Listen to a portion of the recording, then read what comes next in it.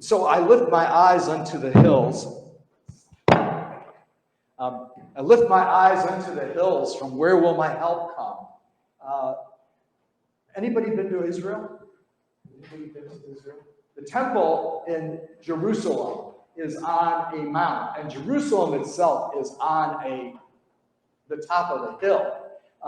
And so when people in the Bible say, let us go up to Jerusalem, you literally go up to Jerusalem. You go up, and I think it's about 2,000-foot elevation to get from the coastline up to Jerusalem.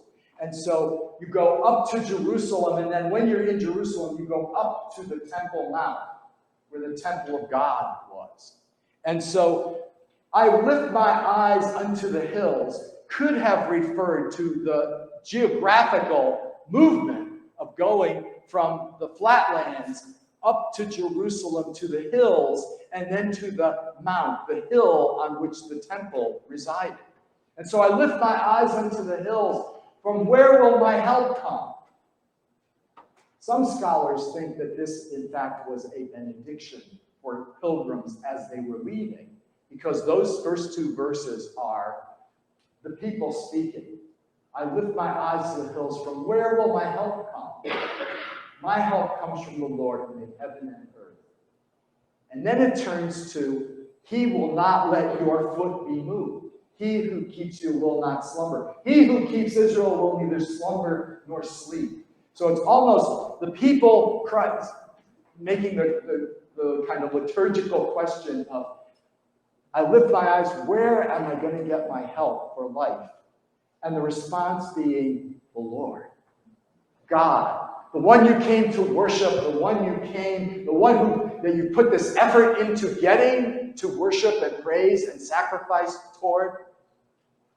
That is the one who will watch over you constantly. The sun will not strike you by day, nor the moon by night. God doesn't slumber or sleep. Even though our lives, there are times when we feel as if God has left the field, as if God has turned and gone somewhere else, as if God has forgotten we exist. This 121st Psalm and many others remind us that God doesn't slumber or sleep, that God guards us day and night, that God is constantly with us.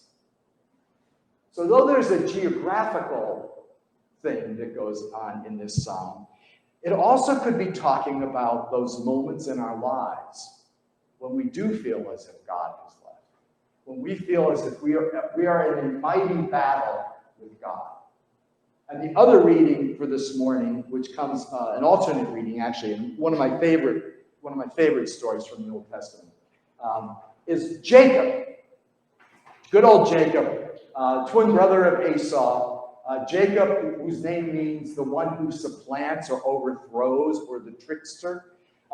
Jacob, the one who holds on to the heel of his brother, as his brother's about to be born first. Jacob isn't going to let him beat him completely, so he holds on to his heel so that when Esau comes out, Jacob comes out right literally on his heels. And Jacob then spends the rest of his life being the pain in the butt younger brother to his sibling. Those of you who are only children don't get this. Those of you who have younger brothers or sisters, you get it completely. Jacob is the one who steals the birthright that his brother, as firstborn, should get from his father. He tricks his father into believing that he is Esau, and Jacob and Isaac blesses him. And it's a serious issue along the way, because the brothers become estranged. Jacob eventually goes to the land of Laban, lives there for 20 years because he has to, because he's fallen in love with one of Laban's daughters. And Laban says, well, if you hang around and work for me for 20 years, then maybe I'll consider giving you my daughter in marriage. And Jacob calls his bluff and hangs around. And so Jacob ends up marrying and getting all sorts of booty. I mean, he just becomes prosperous and really does well with Laban. And then he decides it's time to go back home. He wants to go back to home. But that means he's going to have to face his brother Esau. And this is in the days before text messages and Facebook and all those things. So 20 years have intervened, and Jacob doesn't know how much stuff has festered in Esau over the way his brother mistreated him and then split. Let alone when he comes back from 20 years and comes back with wives and donkeys and pigs and chickens and also not pigs, they were Jewish, but that is chickens and horses and all sorts of livestock. Jacob is rightfully anxious. They get to the river Jabbok. Jacob sends over his family, all of his possessions, his servants, and everybody on the other side of the river. And before he can cross, that same night he arose. And taking his 2 wives, his 2 maidservants, and his 11 children, he crossed the ford at the Jabbok. After taking them across the stream, he sent across all his possessions. Jacob was left alone. And a man wrestled with him until the break of dawn. When he saw that he had not prevailed against him, he wrenched Jacob's hip at its socket, so that the socket of his hip was strained as he wrestled with him. Then he said, "Let me go, for the dawn is breaking." But Jacob answered, "I will not let you go unless you bless me." Said the other, "What is your name?" And he replied, "Jacob." Said he, "Your name shall no longer be Jacob, but Israel. For you have striven with divine beings and human beings, and you have prevailed." Jacob asked, "Pray, tell me your name." But he said, you must not ask my name." And he took leave of him there. So Jacob named the place Peniel, meaning, "I have seen a divine being face to face, yet my life has been preserved." The sun rose upon him as he passed Peniel, limping on his hip. That is why the children of Israel to this day do not eat the thigh muscle that is on the socket of the hip, since Jacob's hip socket was wrenched at the thigh muscle.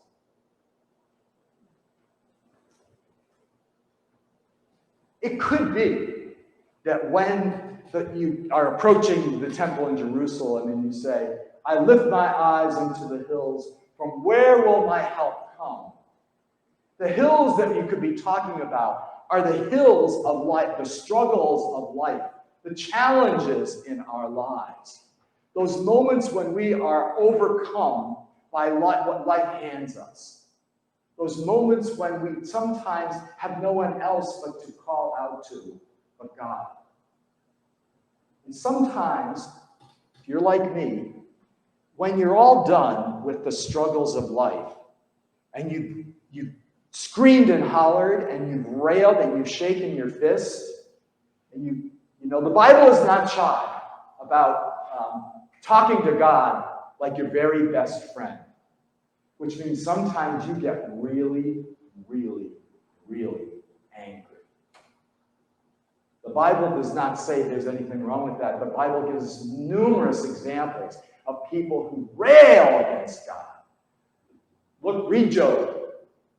Sometime, just read the book of Job, and you'll see the perfect biblical example of somebody who absolutely refuses to accept that what has happened to him is God's doing. And if it is, he wants to know what's going on. And he's not shy about it. The Psalms rehearse us in calling out to God. "I lift my eyes to the hills. Where will my help come from?" It sounds like a question. It is a question. Because sometimes we feel as if there is no help. There is no one. But our faith calls us to cry out. C.S. Lewis, who is not a favorite author of mine,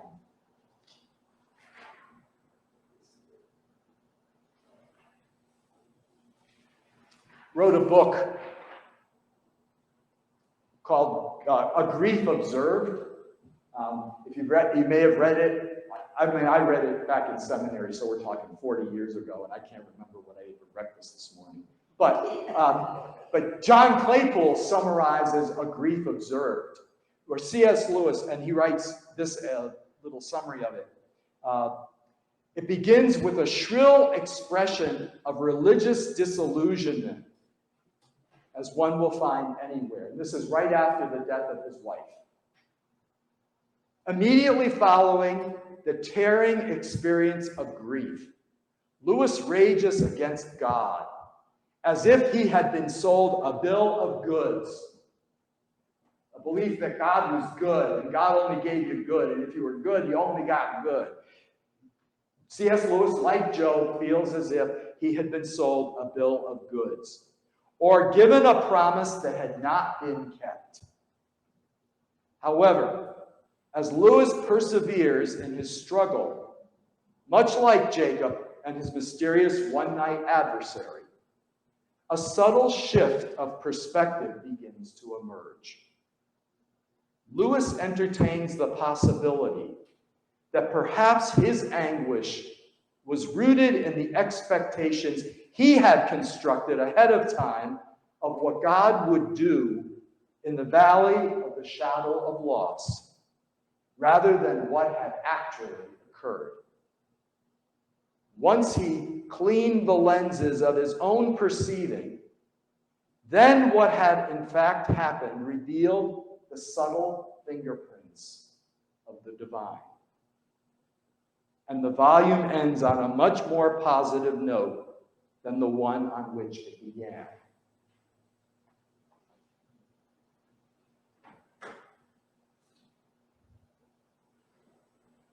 When we encounter God in those moments, like Lewis or like Jacob, when you're going into a future that you cannot see clearly, you don't know what to expect, when all of a sudden someone you love that you're very close to dies, a spouse dies, or there's a divorce, and you just can't see more than an hour ahead. Life seems to be complete chaos and confusing. That when you cry out to God, because sometimes that's all you've got left, and you wrestle with God, over time, things begin to clarify. You get a sense. If you hang in there, if you're unwilling to let God go, and that's what I love about this story, Jacob will not let God go. Jacob demands God hang in there and battle with him until he's satisfied. And God hangs in there with him. That divine man who wrestles with him stays and then plays the game with him. Okay, what's your name? It's Jacob. Well, I'm gonna rename you because you're not somebody who is supplanting. You're someone who is willing to wrestle with me. You're someone who's willing to get down and get dirty with God. You're willing to hang in there. And so your name is now the one who wrestles with God. But that's not enough, because Jacob says, now I want to know your name. I'm still holding on. Now you tell me your name. This is a man who takes his faith real serious. Screaming at God, yelling at God, demanding of God is for me a statement of incredible faithfulness. Why would you scream and holler at somebody you don't trust? You just blow them off like, oh, that was a waste of time, and off I go. Jacob truly believes God is there. This creature that he's wrestling with is somebody that he needs to pay attention to. That this is going to change his life.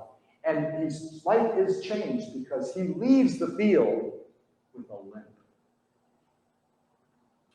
Wrestling with God can be dangerous business, and it leaves us marked. It leaves us with marks. by which we remember. Luckily, I don't have too many scars on me after 70 years of living. But I know I can tell you every single scar I have and what caused it. As simple as using an X-Acto blade wrong when I was a kid and slicing my leg when the cardboard I was cutting and the X-Acto knife went. Which, yeah, that scar wasn't as bad as the one when my mother, she was slapping me around. Are you crazy? What are you doing? Or from a surgery, or from playing football and then dislocating your finger and having some surgery and having a little scar there. I know exactly what they all are. You don't encounter God and leave the same way. You leave with a mark. You leave marked. You leave with a remembrance of the fact that, yes, you have encountered God. Yes, you have wrestled with God. Yes, you are not the same person when you're all done. I will lift my eyes unto the hills. From where will my help come? Where does my help come? Where does it come from? That's a question. My help comes from the Lord, who made heaven and earth. He will not let your foot be moved. He who keeps you will not slumber. He who keeps Israel will neither slumber nor sleep. For the Lord is your keeper. The Lord is your shade at your right hand. The sun shall not strike you by day, nor the moon by night. The Lord will keep you from all evil. He will keep your life. Some translations say he will guard your life. Doesn't mean that the sun won't show up, the moon won't show up, and there won't be the trouble. But God will guard you. God will be with you in the midst of those things. God will keep your going out and your coming in from this time forth and forevermore. You might have a limp. You might have a scar. But God will be there and walk forward with you, limp forward with you, hobble forward with you into the next phase of life. I'll be prepared.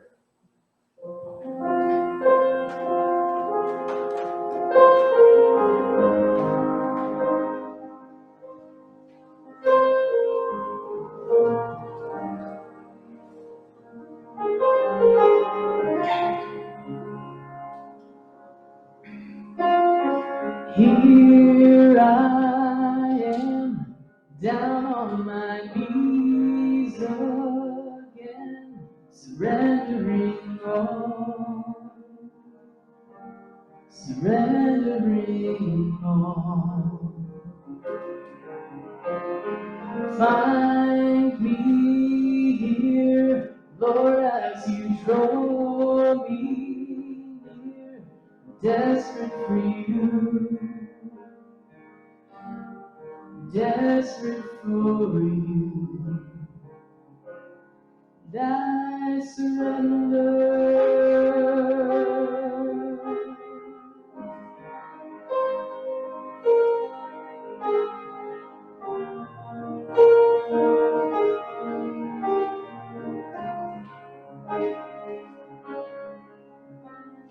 Drench my soul as mercy and grace unfold.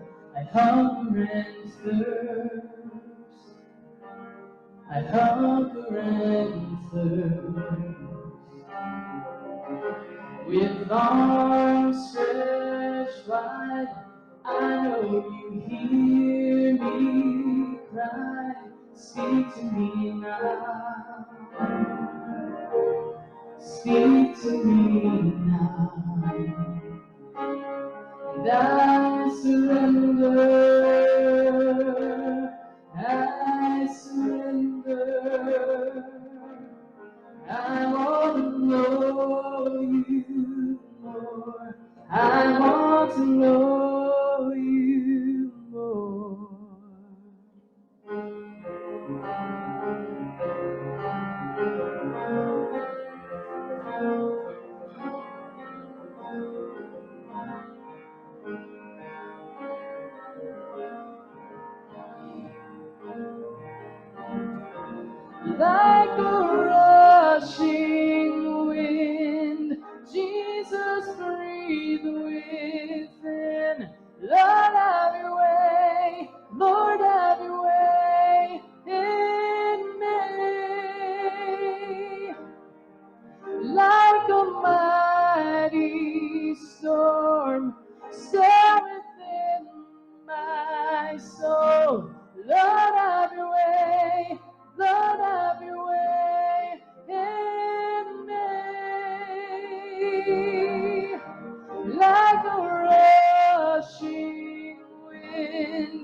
Jesus, breathe away